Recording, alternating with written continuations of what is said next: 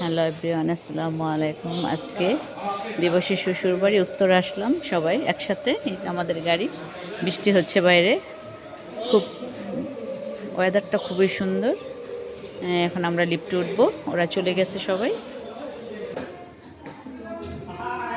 Guys, আমরা খাদিজার বাসায় আসলাম।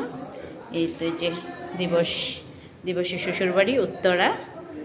এই আমরা সবাই আসলাম, লিফটের থেকে নামলাম, বের হলাম লিফট থেকে। এই তো এই যে আসসালামু আলাইকুম। এই যে দেখেন, এই যে সবাই আসছে, বড় বোন আসছে, মেজো বোন আসছে, সবাই। এই যে এটা কিচেন, একটু দেখাইলাম। এটা হচ্ছে বেডরুম, ভাইগনা বোর বাসা। এই যে